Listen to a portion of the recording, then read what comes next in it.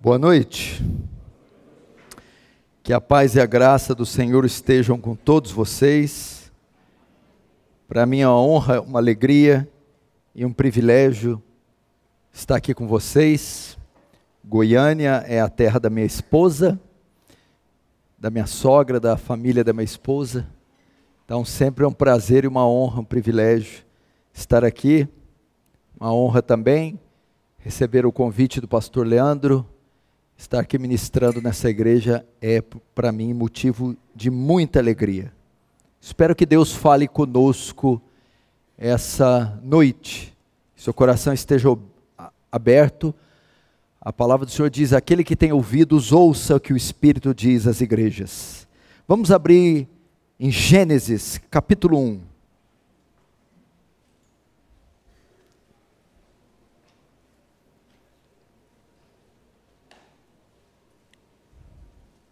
O pessoal vai entrando aí, vai se acomodando. Gênesis capítulo 1.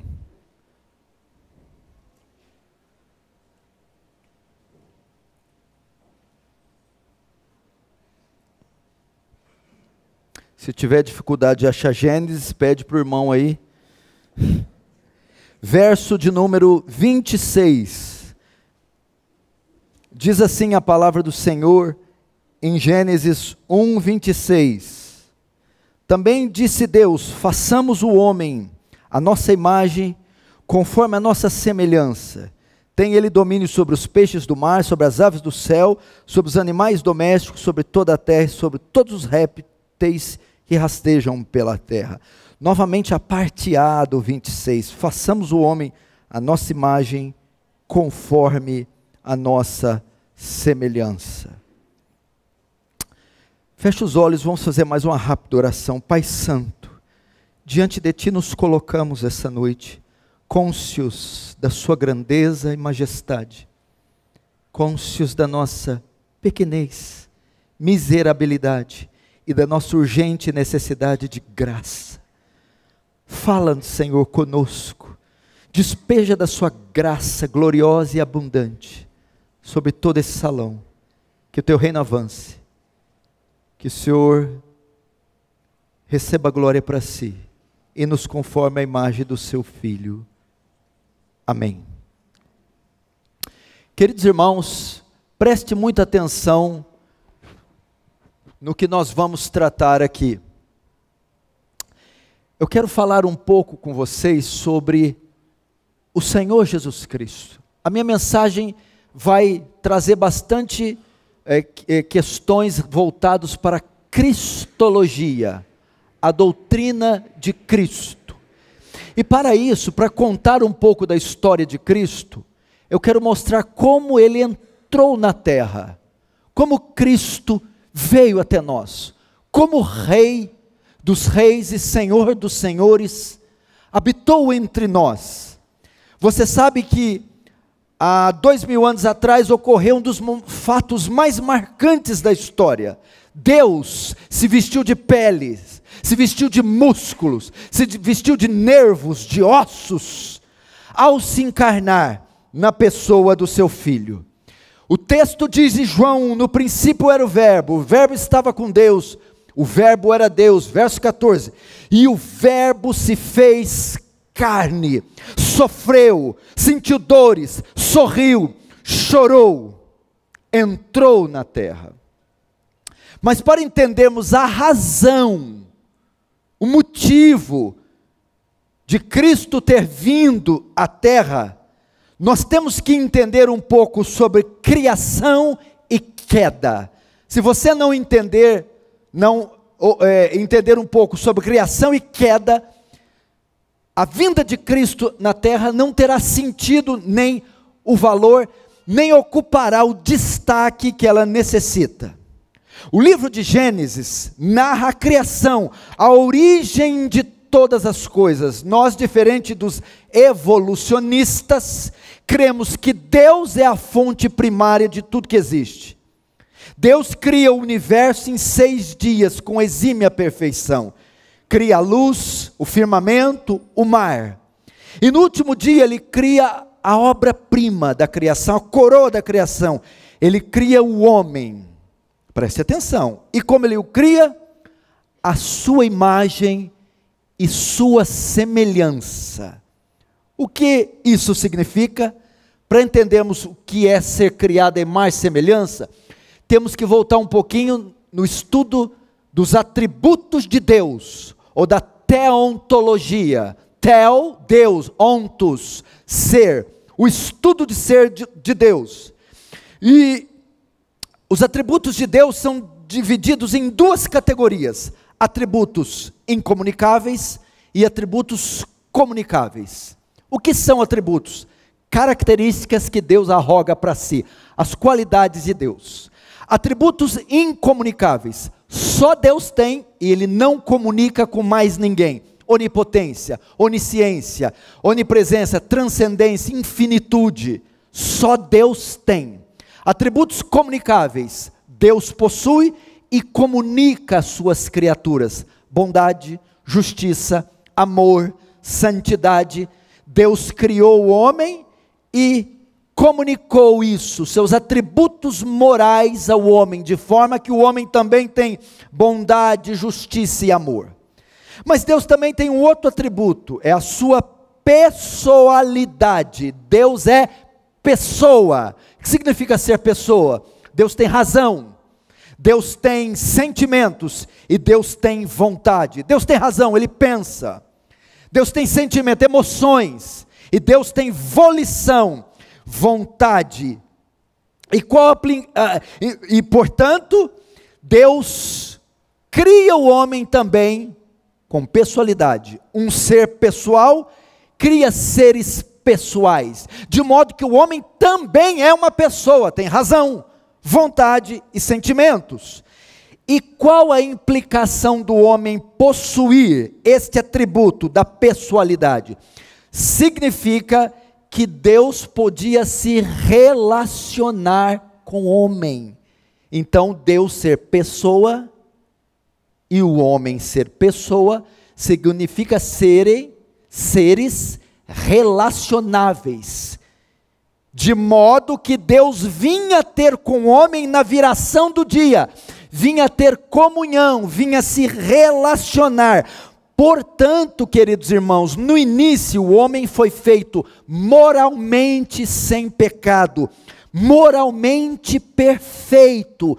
Os atributos morais de Deus comunicados com o homem e sua pessoalidade fizeram eles viver em perfeita harmonia e comunhão no Éden. Mas o que acontece em seguida? Gênesis 3.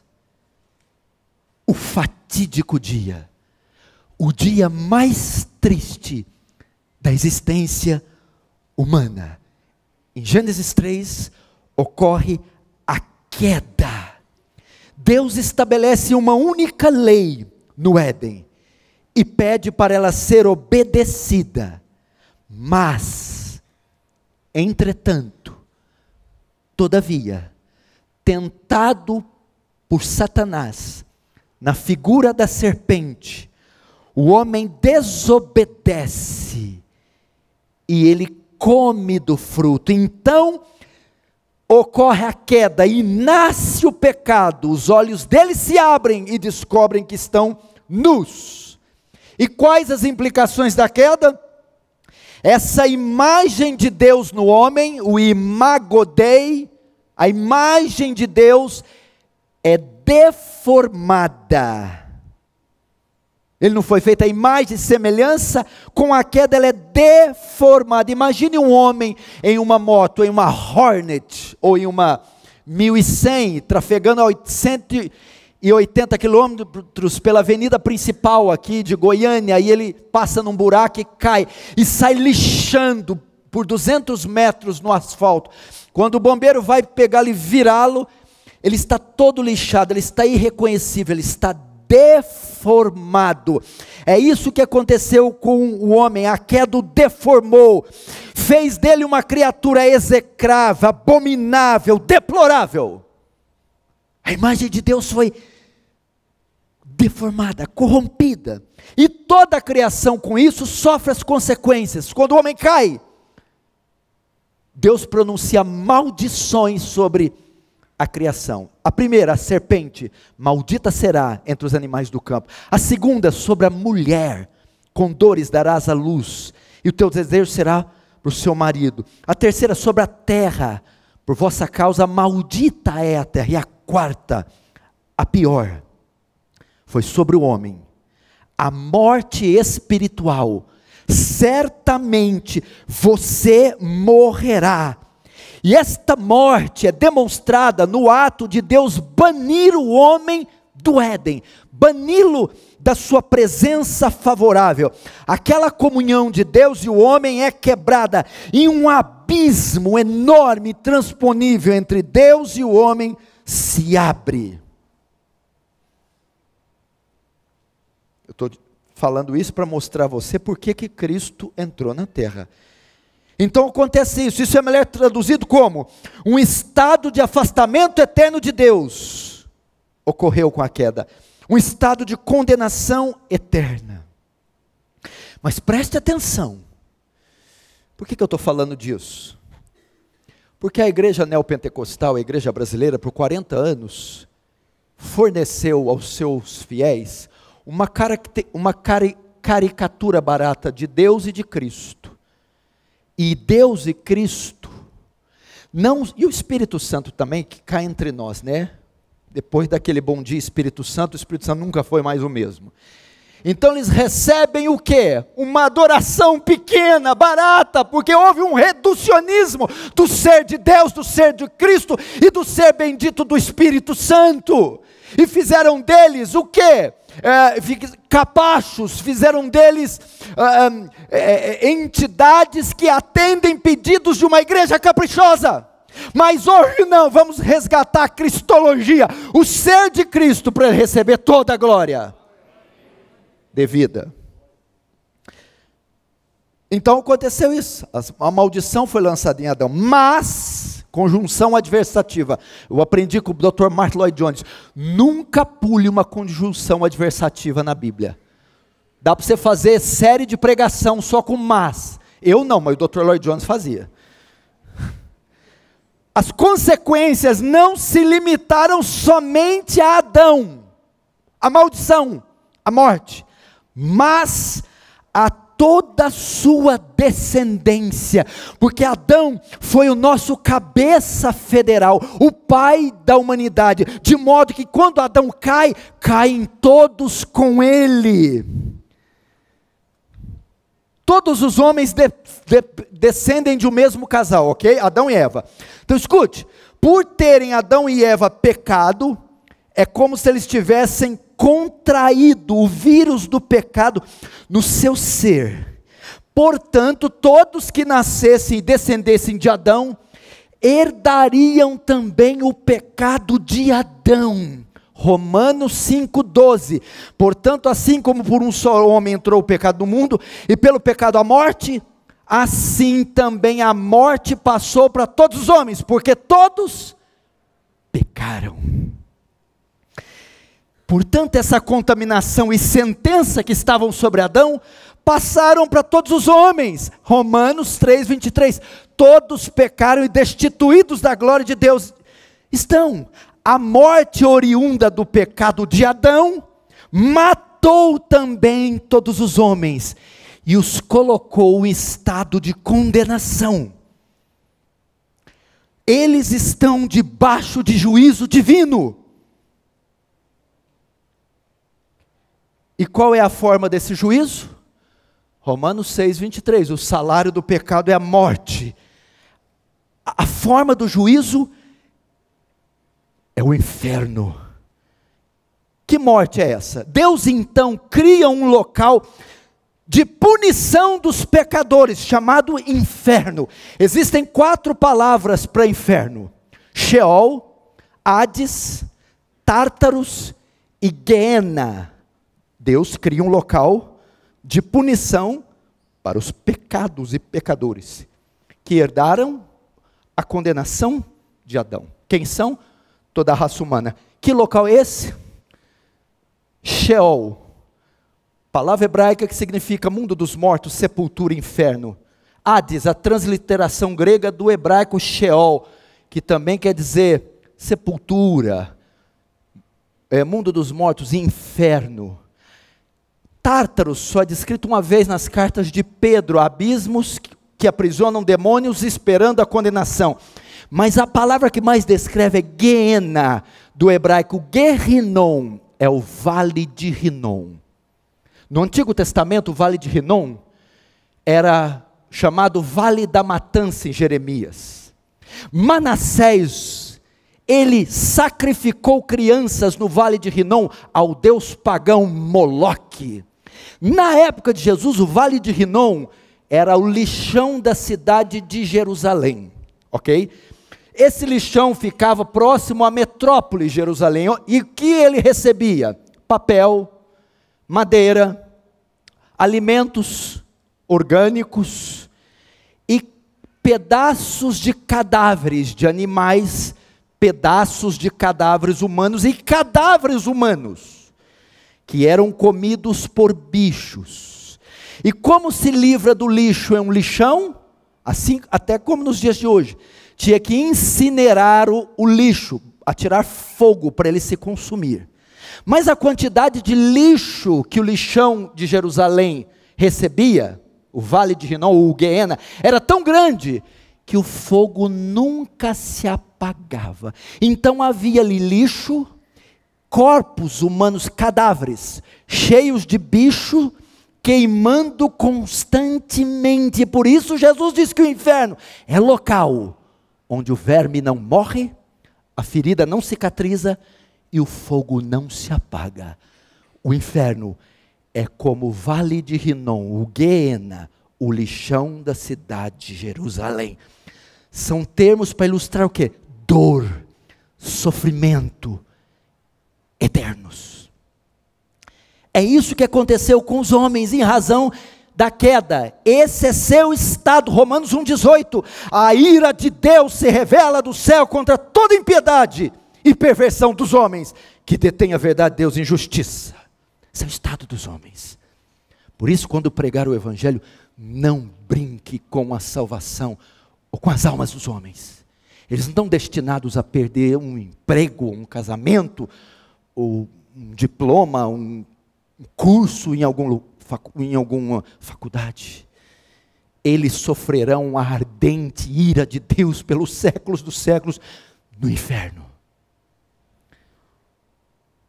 Entretanto, esse Deus que é justiça, e que o culpado não tem por inocente, como eu estava conversando com o pastor, tem pastores agora dizendo, não, que o culpado agora é inocente. Não, a Bíblia diz que o culpado não é inocente, o culpado é culpado. Esse Deus, que é justiça, que é o culpado não tem por inocente, também é misericórdia, e no seu amor, Ele cria um plano de redenção. Em sua misericórdia, escute, Ele deseja livrar os homens desse estado, então Ele intenta um plano. Mas, veja só, nesse sentido, a única maneira desse plano dar certo, a única maneira de livrar os homens desse estado, é através do seu Filho na terra. Não havia nada, nem ninguém capaz de mudar a condição jurídica do homem. Não havia. Não é questão, irmão, não é que você pecou. É que você não fez outra coisa além de pecar. Você nasceu num ventre de pecado, nasceu em pecado, foi concebido em pecado, respira, até a lavoura do ímpio é pecado, disse Deus. Então, Ele teve que buscar no céu, e nem entre as coisas mais belas e perfeitas do céu Ele também não achou. Para salvar Deus, então teve que buscar nele mesmo, na Santíssima Trindade. A única maneira de salvar é através do seu Filho, ok? Escute. Então Deus dá uma missão ao Filho. Para salvar esse povo, você tem que descer à terra, deixar o céu e ir até onde eles estão, a fim de salvá-los. O Filho, tudo bem? Ok? espera lá. Entretanto, para o plano ser eficaz, só descer não é suficiente. O filho podia descer, o filho podia deitar e rolar. O filho era tão Deus quanto o pai. Tá, é para descer? Eu desço. Aliás, eu já estou lá, eu sou onisciente, onipresente. Não, só descer não é suficiente. E sim, o como descer. What? Nesse sentido, a única maneira disso acontecer, nesse sentido, ele teria que descer como um homem mortal, ele teria que se tornar homem. Talvez o filho, tudo bem? Me transforme num homem. Não. Só que para se fazer homem, ele teria que se sujeitar aos mesmos processos que nós nos sujeitamos para vir à vida. Ele teria que nascer de uma mulher, ele teria que ser gestado, ele teria que acontecer uma fecundação para ele se tornar um homem. Ele teria que nascer de uma mulher e passar pelo processo de gestação. Agora você vai entender, Gênesis 3,15, o proto-evangelho. Porém, inimizade entre ti e a mulher, a maldição sobre a serpente, entre a sua descendência e o teu descendente. Aqui é uma promessa de redenção. Deus faz uma promessa, quando o homem cai, ele amaldiçoa a serpente e faz a promessa, porém inimizade entre tu e tua descendência, tu lhe ferirás o calcanhar, e este lhe ferirá a cabeça. Então, em Gênesis 3 temos a queda, lembra? O verso 15, Deus mostra parte do seu plano, de enviar o seu filho, como? Da semente de Eva, da mesma natureza de Eva, ele teria que nascer, só assim. E foi isso que aconteceu. O anjo Gabriel vem e diz à virgem: tu conceberás e dará luz ao menino, e por-lhe-á o nome Jesus. Ele salvará o seu povo dos seus pecados. Como pode ser isso, sendo eu virgem? O Espírito Santo te cobrirá, e tu gerarás do Espírito Santo. Agora, eu estou dizendo como que Jesus entrou na terra. Por que Jesus teve que nascer? Podia ter vindo só em forma de Deus, ou podia ter vindo em forma de homem, sido transformado em um homem. Por que Jesus teve que nascer? Primeiro, para obedecer a Deus de forma representativa. Como assim? Jesus veio na terra como nosso representante, correto? Ele obedeceu toda a lei e cumpriu toda a justiça.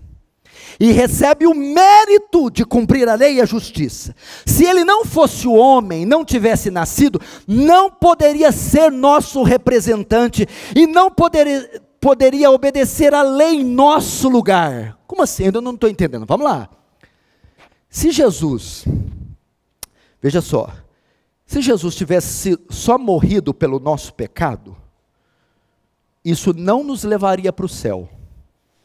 Só nos condenaria só nos livraria do inferno. Porque o que leva para o céu não é inocência, é justiça. Se ele pagasse por nosso pecado, evitaria a condenação, mas nós não temos mérito para entrar para o céu. O que acontece na cruz? Doutrina que chamamos imputação. Quando Jesus se faz homem e cumpre toda a lei, ele recebe o mérito. Mas ao morrer na cruz, ele imputa o mérito dele, a justiça dele na conta dos que creem. Por ser homem, ele então obedece a Deus de forma representativa. Ele nos representa no ato de obedecer. E quem obedece à lei é justo. Então ele pega a justiça por ter obedecido à lei e lança na nossa conta, imputa, atribui, bota para nós. Porque inocência não nos leva para o céu. Mérito, justiça, nós não temos. Como é que nós entramos? A justiça de Cristo imputada a nós. Romanos 5,18, pois assim como por uma só ofensa veio o juízo sobre todos os homens para condenação, assim também, por um só ato de justiça, veio a graça sobre muitos homens para para justificação. Por isso que ele teve que nascer. Segundo, por que Cristo teve que nascer? Para ser um sacrifício substitutivo. Olha só, se justiça te coloca no céu, pecado te coloca no inferno. Escute, se todos pecaram e o salário do pecado é a morte, todos teriam que morrer, todos teriam que ser condenados. Se Cristo não tivesse nascido, se feito homem, ele não poderia ter morrido no nosso lugar e pagado as penalidades do nosso pecado. Então o que acontece? Doutrina que chamamos dupla imputação. Na cruz, enquanto a justiça de Deus é imputada sobre nós, o nosso pecado é imputado sobre ele. Dupla imputação. O mérito dele ter sido perfeito é lançado sobre mim, para que eu possa entrar no céu com o mérito dele. E o pecado que me condena é lançado sobre ele, e ele é punido na cruz no meu lugar.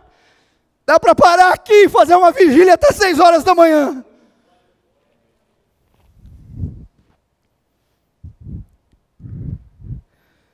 Dupla imputação. 2 Coríntios 5, 21, aquele que não conheceu o pecado, ele o fez pecado por nós, para que nós fôssemos feitos a justiça de Deus. Nesse sentido, só um homem poderia nos substituir. Por isso Cristo teve que ser homem. Por isso Cristo teve que nascer, para ser o nosso cabeça. Com Adão todos nós pecamos, mas com Cristo todos nós somos feitos justos. Glória a Deus. Dá para ficar aqui? Irmão, deixa eu ver a hora. Hoje é sábado, irmão, amanhã é domingo, amanhã você chega mais tarde na IBD. Cadê o negócio aqui? Estou com um cronômetro aqui, mas não olhe no relógio. Cada vez que você olhar, eu vou acrescentar 15 minutos na mensagem. Sabe o que aconteceu na cruz? É assim, irmão. No Velho Testamento haviam 2 montes, o Monte Ebal e o Monte Gerizim. E um grupo de pessoas se reunia sobre o Monte Ebal, para lançar o quê? As maldições sobre aqueles que quebravam a lei. Subiam no Monte Ebal e lançavam as maldições, e elas deveriam cair sobre todos que quebrassem a lei. Outro grupo ia sobre o Monte Gerizim e lançava as bênçãos sobre aqueles que obedeciam à lei, e elas caíam sobre quem obedecia à lei. Só havia 2 categorias de pessoas no universo. Debaixo do Monte Ebal, todos os filhos de Adão, todos os homens, porque ninguém obedeceu à lei, tinham que estar lá para receber as maldições que deveriam cair sobre eles, porque eles quebraram. Debaixo do Monte Gerizim, só um homem que obedeceu à lei, Jesus, que tinha que receber todas as bênçãos. Mas na cruz, sabe o que Jesus faz?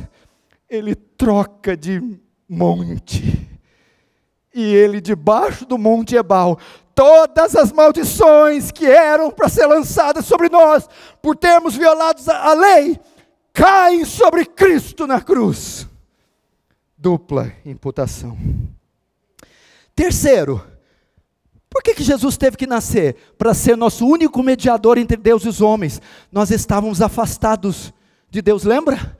Deus baniu o homem do jardim e colocou 2 querubins com espadas de fogo. Havia um muro entre nós e Deus, um abismo. Necessitávamos de alguém que nos trouxesse de volta, que nos trouxesse de Deus e nos ligasse, nos reconciliasse, fizesse a mediação, nos representasse diante de Deus. E quem poderia fazer isso? 1 Timóteo 2,5, porque só um Deus e um mediador entre os homens, Jesus Cristo, o homem.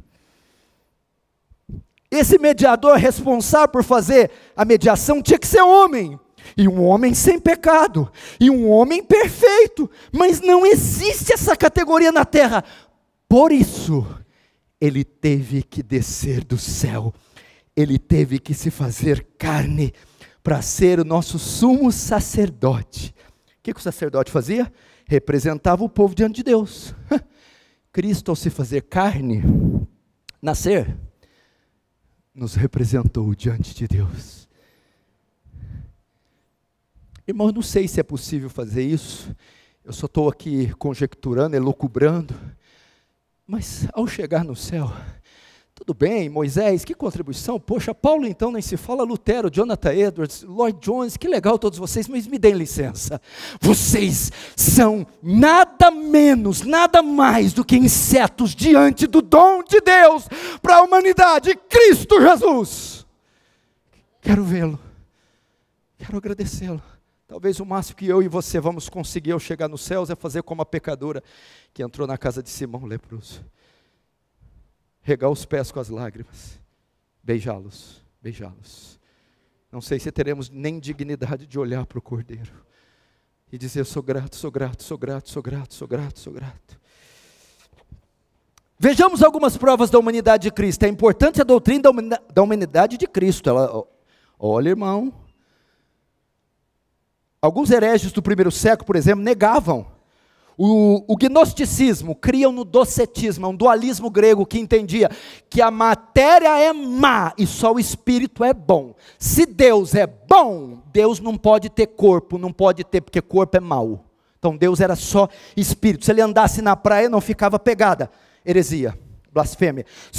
Se eliminarmos uma das duas naturezas, estamos perdidos, porque a expiação só poderia ser feita por um outro homem. Se não há natureza humana em Cristo, estamos todos perdidos.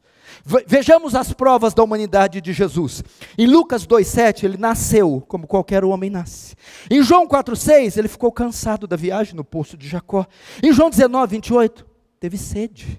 Em Mateus 4,2, teve fome. Agora veja o auge, o ápice, o zênite da humanidade de Cristo. A maior prova que Jesus era homem estava em Lucas 23:46. Ele morreu. E tendo dito isto, expirou. Ele era homem. Sem humanidade não haveria expiação, por isso ele entrou na terra. Entretanto, vamos lá, ele nasceu. Por que ele nasceu? Por tudo aquilo que eu falei. Só que esse nascimento não podia ser também de qualquer forma. Teria que ser o nascimento virginal. Outra doutrina que começou a ser atacada. William Lane Craig está negando o nascimento virginal de Cristo. Cuidado. Jesus nasceu de uma virgem, sem a participação do marido. Jesus nasceu de forma sobrenatural. Mateus 1,18. Agora, por que Jesus teve que nascer de uma virgem? O que o nascimento virginal nos ensina? Primeiro, nos ensina que a salvação é obra exclusiva do homem, misericórdia, exclusiva de Deus, exclusiva do Senhor. A salvação vem só do Senhor. Deus prometeu que salvaria em Gênesis 3,15. Porém, Deus cumpre essa promessa através do seu poder e não dos dons humanos, não da união de um homem com a mulher, não da participação humana, para mostrar a soberania de Deus na salvação. Graça. Estava falando da graça aqui, ó. Está cheio de graça aqui, ó. O que mais o nascimento virginal nos ensina? Por que Jesus teve que nascer de uma virgem? Olha só, que tremendo, irmão.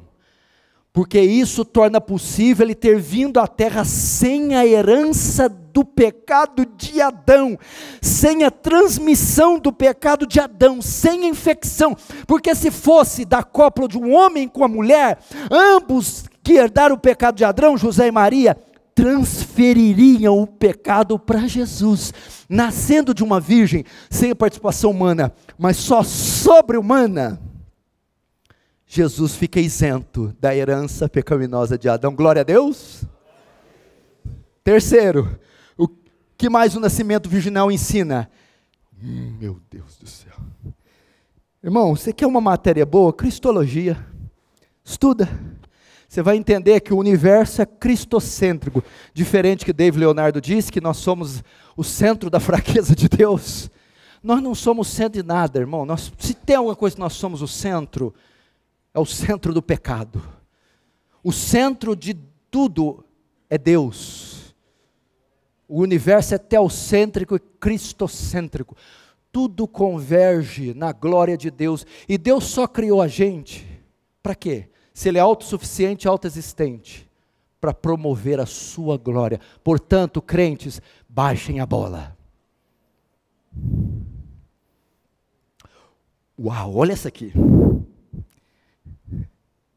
O nascimento virginal, porque ele nasceu de uma virgem, foi a única forma de ocorrer a união das duas naturezas, porque ser Cristo não significa ser só homem, ser Cristo significa também ser Deus. O nascimento virginal proporciona a união da divindade com a humanidade em uma só pessoa. Isso é Cristo. Cristo não é só Deus, Cristo não é só homem. Cristo é Deus e homem na mesma pessoa. Ele tinha que se tornar homem, sem deixar de ser Deus. Isso só foi possível no nascimento virginal. Cristo já era divino, capite? Agora precisava ser humano, sem deixar de ser divino. E como isso foi possível? Nascendo de uma virgem. É o que aconteceu. A batalha dos primeiros séculos da igreja foi na cristologia. Nós tivemos apolinarismo, nós tivemos várias dessas ataques. E o concílio de Calcedônia chamou o quê? A união de Cristo, a natureza humana com a divina, de união hipostática. Nos primeiros séculos, os docetistas diziam que Jesus é só divino e não humano, heresia. Depois os arianos, que são os testemunhos de Jeová da época, que Jesus era só humano e não divino, heresia. Depois o apolinarismo, ele é de humano e divino, mas ele é mais divino que humano, é tipo 70 divino, 30 humano, heresia. Depois o eutiquianismo, Jesus é uma mistura dos dois, pegou o divino humano, bateu no liquidificador, a terceira coisa, saiu Jesus. Heresia. Vem o concílio de Calcedônia no século V a.C. e definiram isso como união hipostática. O que é isso? Jesus, 100% divino, 100% humano. As duas naturezas, divina e humana, coexistem juntas, na mesma pessoa, sem se misturar. União hipostática. Quer ver a prova disso? Em Marcos 5, Jesus está viajando com os discípulos no barco. De tão cansado dorme, humano. Quando os discípulos acordam, ele levanta e repreende a tempestade. Divino e humano, no mesmo texto, na mesma pessoa. Humano, cansado, coitado, foi dormir. Divino, levanta e diz: mar, cala-te. União hipostática. Vamos ver algumas provas da divindade de Jesus. A palavra Deus, do grego theos, é atribuída a Cristo. João 1:3, no princípio era o verbo estava com Deus e o verbo era theos, Deus. A mesma palavra grega usada para Deus é usada para Jesus. A palavra Senhor, que é usada para Deus, do grego Kyrios, também é atribuída a Deus. Lucas 2:11, pois na cidade de Davi vos nasceu hoje o Salvador, que é Cristo, o Kyrios, Senhor. Agora, por que era necessária a divindade de Cristo? Poxa, só a humanidade não era suficiente? Por quê? Porque só alguém que fosse um Deus infinito poderia arcar com a penalidade de todos os pecados, de todos aqueles que crescem, e continuar vivo. Um homem não podia pagar sozinho a penalidade. Naquela cruz, a ira de Deus foi despejada sobre Jesus, e um homem só não suportaria todo o peso da ira e ressuscitar. Por isso aquele que morreu na cruz foi homem, mas também foi Deus, e como Deus ressuscitou dos mortos. Porque é necessária a divindade de Cristo? Porque Jonas 2:9, de Deus vem a salvação. Jesus teria que ser Deus. Quantos estão gostando? Então veja só, ele nasceu, Jesus entrou na terra, por quê? Primeiro, criação, a imagem e semelhança foi deformada, queda, consequências, juízo, misericórdia, tinha que vir, nascer, mas nascer como um homem, para ser nosso representante. Agora tem outra coisa, o último tópico meu, o tempo da entrada de Cristo, o tempo do nascimento, o tempo. Vou te fazer uma pergunta, seminarista, quase pastor, apóstolo, não sei.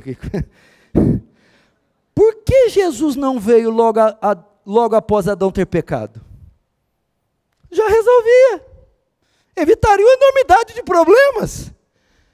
Ele teve que esperar 4.000 anos da queda de Adão para estar lá na Palestina. Por que ele não foi Abraão, Isaac, Jacó, José, Jesus? Tá bom, passa aí 4, 5 séculos. Por que demorou 4.000 anos para o verbo se fazer carne? Até isso foi pensado. Gálatas 4:4. Vindo, porém, a plenitude do tempo, Deus enviou seu Filho, nascido de mulher, nascido sobre a lei, para resgatar os que estavam sob a lei, a fim de que recebêssemos adoção de filho. Presta atenção, esse texto mostra que Cristo veio ao mundo, se encarnou. A palavra plenitude do tempo, ó. Vindo, porém, a plenitude do tempo, Deus enviou seu Filho. Ou seja, Jesus entrou na terra, nasceu na plenitude do tempo. O que quer dizer plenitude do tempo? Jesus veio no tempo certo, na hora exata. Não poderia ter vindo após a queda, poderia ter vindo no período dos Macabeus intertestamentários, não poderia ter vindo 100 anos atrás. Ele veio no tempo exato. Ele nasceu no dia que Deus determinou. O que é isso? Por quê? Ele nasceu onde nasceu, no tempo que nasceu. Isso tinha um propósito. Deus, ao longo das eras, estava preparando um tempo e um ambiente propício para o seu nascimento, que favorecesse a redenção para todo mundo, a expansão do cristianismo. Vamos lá. Primeiro, vamos ver a precisão de Deus na geografia. Quando Jesus nasceu, a Palestina já havia sido formada. O que tem? Jesus nasceu na Palestina, e a Palestina ligava o Ocidente do Oriente. Todo mundo que ia para o Ocidente passava pela Palestina, era o local onde todo mundo tinha que trafegar, de modo que Jesus ter nascido na Palestina favorecia a salvação tanto do judeu quanto do gentio. Tudo que acontecia ali na Palestina se espalhava para o mundo inteiro, e a hora que o Messias nasce ali, é divulgado a salvação, é disseminada a fé cristã para o mundo inteiro. Então Deus estava esperando a geografia. A Palestina fica onde? No mar Mediterrâneo. O que quer dizer Mediterrâneo? No meio da terra, no centro. Ligava ali a África Oriental, ligava Ocidente com Oriente. Deus plantou no coração do mundo o nascimento de Jesus. Segundo, a questão linguística. Deus estava esperando a helenização do mundo. Até aquele tempo não havia uma língua oficial mundial.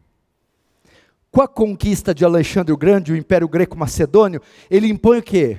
A helenização do império. Vamos botar o mundo inteiro para falar uma língua só.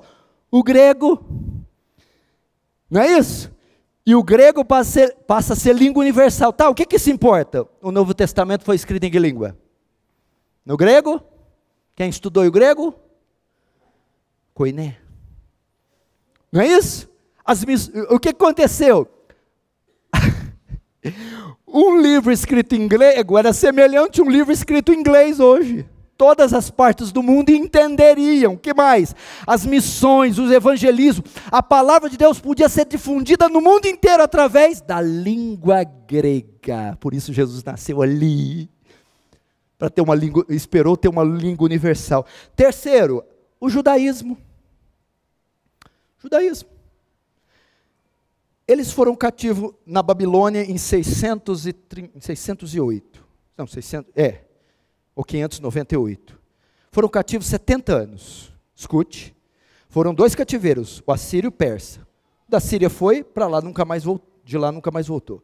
Da Babilônia, 70 anos depois, Ciro da Pérsia promulga um decreto dispensando os judeus para voltarem. Acontece o que? A famosa diáspora.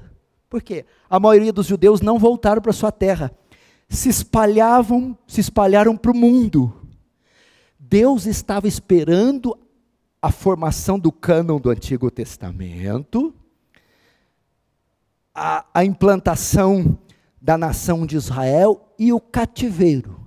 Pós-cativeiro, todos os judeus, a maioria dos judeus, se espalharam para o mundo. Deus estava esperando para enviar judeus a todo mundo. Por quê?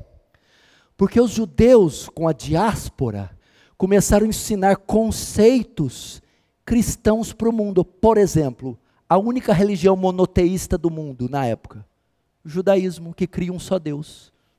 O cristianismo crê no quê? Um só Deus. A ideia de perdão de pecados mediante a sacrifício, derramamento de sangue, judeus, eles que passaram essas coisas. Que mais? Deixa eu ver.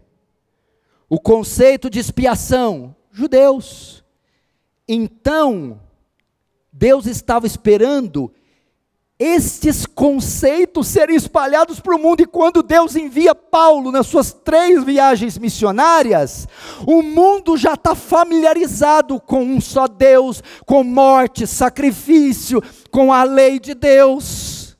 Ele estava preparando o mundo. E quarto, o Império Romano. Deus estava esperando a implantação do Império Romano. O Império Romano vence o greco-macedônio, e 100 anos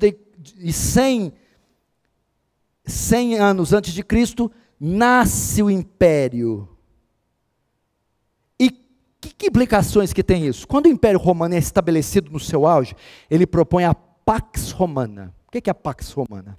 Primeiro, no mar.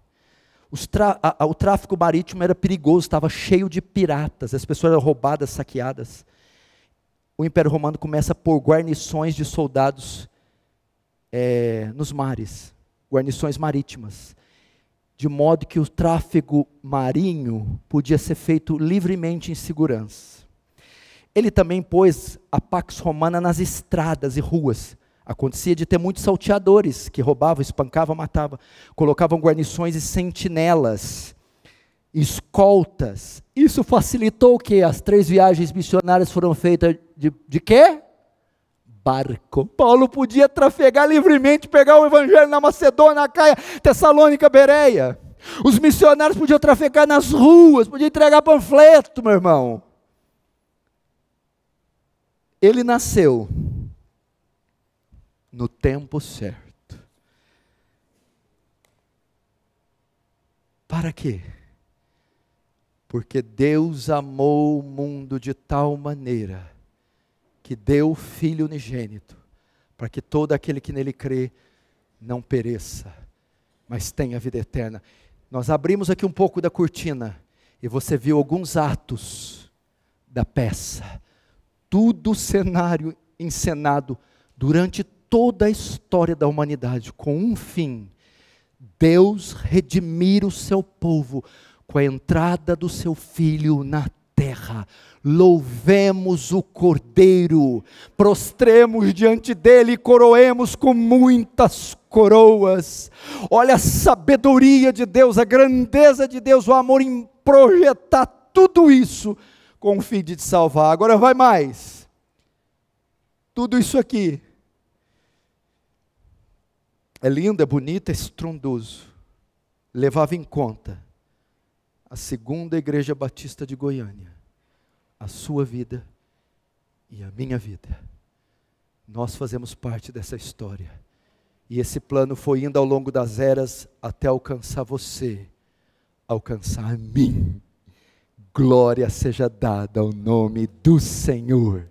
Esse é Cristo, foi assim que ele veio à terra. Fecha os olhos, vamos orar. Pessoal do louvor quiser vir para encerrar com algum cântico. Senhor Jesus, o que falar diante da sua obra? O que falar diante dos seus mistérios? Irmãos, vocês conseguem se quebrantar diante de tamanha graça, tamanho amor? Por que o Senhor precisou fazer tudo isso? Para que fazer tanto? De maneira tão complexa, profunda. Meu Deus, quão grande é seu amor, quão grande é a sua misericórdia. Os salvos que estão presentes entre nós, que se regozijem, que louvem o Senhor, que se quebrantem. Se há entre nós aqueles que não são do Senhor, alcance-os por sua graça, Senhor. Alcança jovens, alcança crianças, alcança. Oh, todo esse plano, Senhor, é para alcançar o seu povo, os eleitos, e o número deles ainda não se completou. Que se complete ou que se integre mais alguns nesse grupo que o Senhor separou. No nome do Senhor Jesus que te pedimos. Amém e amém.